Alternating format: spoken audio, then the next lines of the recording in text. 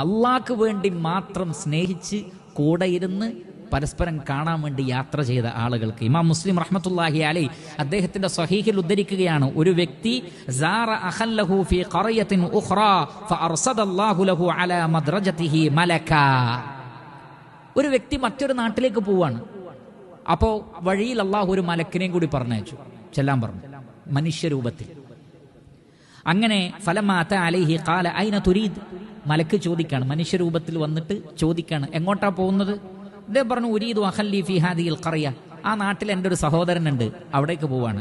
ഹല്ലക അലൈഹി മിൻ നിഅമത്തിൻ തറുബ്ബുഹ, എന്തെങ്കിലും ഉപകാരം കിട്ടാൻ വേണ്ടിയോ അതല്ലെങ്കിൽ എന്തെങ്കിലും ലഭിക്കാണ്ടോ, ഭൗതികമായ എന്തെങ്കിലും ഉദ്ദേശമുണ്ടോ? അദ്ദേഹം പറഞ്ഞു, ഒന്നുമില്ല, ലാ ഗൈർ ഇന്നി അഹ്ബബ്തുഹു ഫില്ലാഹ്, റബ്ബിന്റെ മാർഗത്തിൽ എനിക്ക് ഇഷ്ടമാണ് അയാളെ, അതുകൊണ്ട് കാണാൻ പോവാണ്, വേറെ ഞങ്ങൾ തമ്മിൽ യാതൊരു സംഭവങ്ങളും ഇല്ല. ഖാൽ, അപ്പോൾ ആ മലക്ക് പറയാണ്, ഫഇന്നി റസൂലുള്ളാഹി ഇലൈക്, അള്ളാഹു താങ്കളിലേക്ക് എന്നെ അയച്ചിരിക്കുന്നു, ദൂതനായി റസൂലായി അയച്ചിരിക്കുന്നു.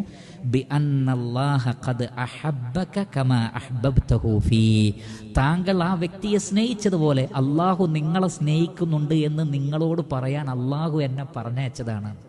നോക്കൂ, അള്ളാഹു സുബ്ഹാനഹു വ തആല അതിനെ പരിഗണിച്ചത്.